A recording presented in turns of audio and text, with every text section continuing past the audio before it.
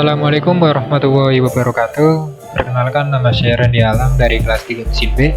Di sini saya akan menganalisa pada part meja ini. Nah, menganalisa ini kita menggunakan yang namanya buckling mode. Nah, apa sih buckling itu? Buckling sendiri adalah suatu fenomena mekanika bahan di mana terjadi tekukan secara tiba-tiba atau unstable pada suatu benda atau struktur. Nah, fenomena ini biasa terjadi pada struktur yang memiliki geometri yang ramping dan diberi tekanan aksial. Namun, buckling biasanya akan terjadi pada waktu yang lama. Contoh pada gambar yang ditunjukkan oleh gambar A. Di sini kita beri tekanan aksial.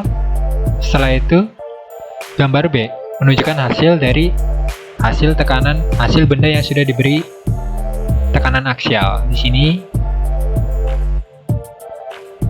Nah, SolidWorks Simulation menyediakan berbagai macam solver VEA untuk menghitung kekuatan struktur. Nah, pada umumnya solver yang digunakan adalah static study. Namun static study memiliki kelemahan untuk beban tekan karena struktur tidak akan tertekuk.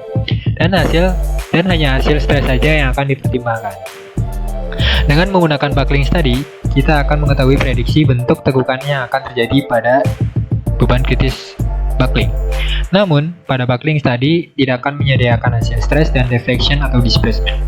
Untuk mengetahui stress dan deflection pada kasus buckling, kita bisa melanjutkan analisisnya di nonlinear study dengan menggunakan arc length method. Di sini,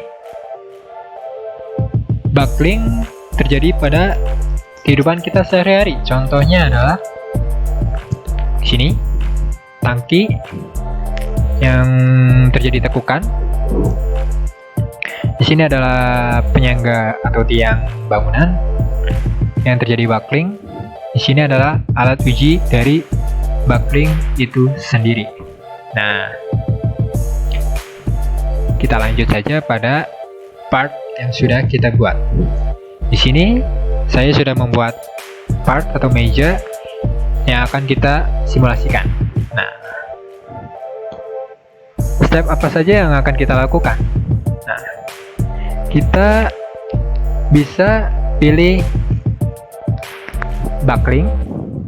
Step 2 kita bisa klik kanan pilih properties. Step 3 kita berikan angka buckling modenya. Misalkan berada di angka 1, pilih solver menjadi automatic. Oke, kita langsung ke partnya saja. Kita klik simulation. Kita klik new study. Kita klik buckling. Kita oke.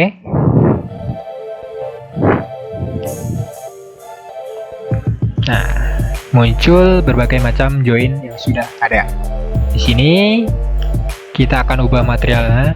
Sebelum kita ubah materialnya terlebih dahulu, kita masuk ke namanya buckling mode. Nah, kita masuk ke properties.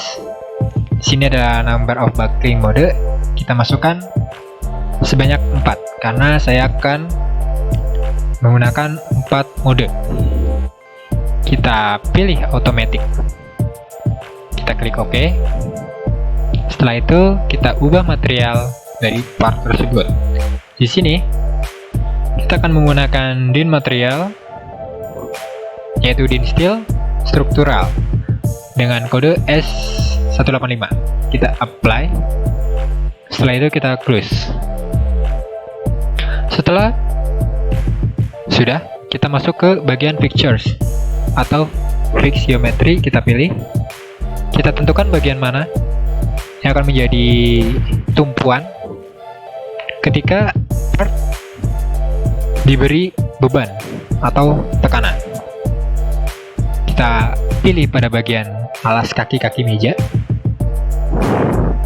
Setelah sudah, kita klik OK. Setelah sudah, kita akan masuk ke external loads. Nah, di sini pembebanan hanya bisa dilakukan pada yang namanya beam element. Nah, alas meja yang saya buat sendiri di sini adalah solid element. Nah, maka dari itu kita akan menghide dulu yang namanya alas meja yang sudah kita buat. Kita klik hide. Nah, di sini sudah hilang. Setelah sudah dihilangkan atau di hide atau disembunyikan, kita masuk ke external load. Kita pilih force untuk bebannya. Nah, di sini ada beam, kita pilih beams. Nah, kita pilih pada bagian atas meja. Nah, setelah itu kita masuk ke arah beban. Kita pilih front plane. Nah, di sini unitnya kita ubah menjadi metrik. Nah, beban yang akan kita berikan sebanyak 400 kilo.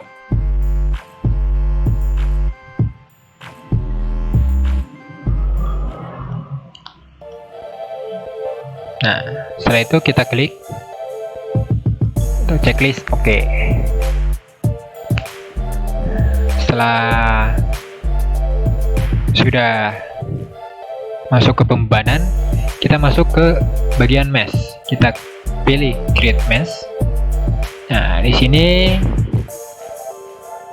ada mass parameter. Kita klik saja oke.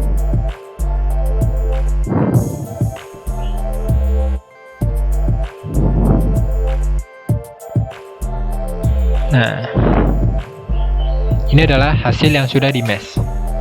Setelah itu, kita masuk ke bagian run atau kita jalankan simulasinya. Kita klik run.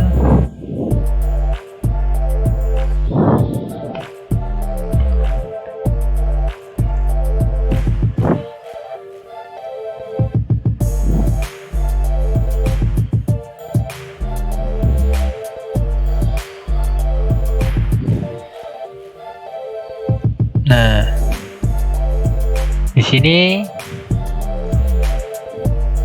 amplitude masih 0 ya. Nah, kenapa di sini ada sebentar? Kenapa di sini ada 4 mode? Nah, dari hasil buckling mode yang sudah kita buat.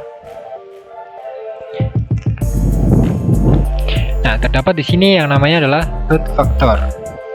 Nah, kemudian beban besar yang dapat menyebabkan buckling dapat dihitung dari perhitungan berikut ini. Sebentar. Nah, sebelumnya apa yang dimaksud pada mode buckling itu sendiri sih? Pada buckling study adalah prediksi bentuk struktur setelah terjadi buckling, di mana semakin ekstrim bentuknya maka semakin besar pula load factor yang didapat. Namun mode ini hanya berupa teori perkalian engine factor. Direkomendasikan mengambil mode terendah yaitu N sama dengan 1 karena load faktornya juga kecil atau lebih aman. Nah, mengapa hasil defleksi pada buckling study menggunakan ampress? Mengapa tidak ada hasil defleksi aktualnya? Di sini analisis pada buckling study hanya menggunakan teori engine factor, di mana parameter materialnya pun tidak menggunakan kurva stress strain, jadi tidak akan mampu menghasilkan nilai defleksi yang akurat. Sifat basis material diabaikan. Nilai ampress ini merupakan nilai skala untuk tiap-tiap mode buckling. Nah, di sini ada result ampress di sini. Untuk menghitung prediksi beban maksimum agar tidak terjadi buckling dapat dilihat pada load faktornya menggunakan rumus berikut, yaitu beban max atau beban maksimal sama dengan beban input yang kita kasih atau yang akan kita berikan dikali load factor. Di sini load faktornya sebesar 11,8. Nah, kemudian kita bisa melihat faktor of safety-nya dari buckling tersebut. Caranya yaitu dengan klik kanan pada result. Kita pilih list buckling factor of safety. Nah, di sini sudah muncul buckling factor of safety. Nah, di sini ada ketentuannya yaitu jika hasilnya di atas 0 kurang dari 1 maka terjadi buckling. Nah, jika hasilnya sama dengan 0, mohon maaf, jika hasilnya sama dengan 1 maka terjadi buckling. Nah, dari hasil analisa ini karena faktor of safety-nya di atas 1, bukan di area 0 dan 1 atau sama dengan 1, maka desain kita aman terhadap buckling. Nah, sekian dari saya. Apabila ada kekurangan, saya mohon maaf. Wabillahi taufiq wal hidayah. Wassalamualaikum warahmatullahi wabarakatuh.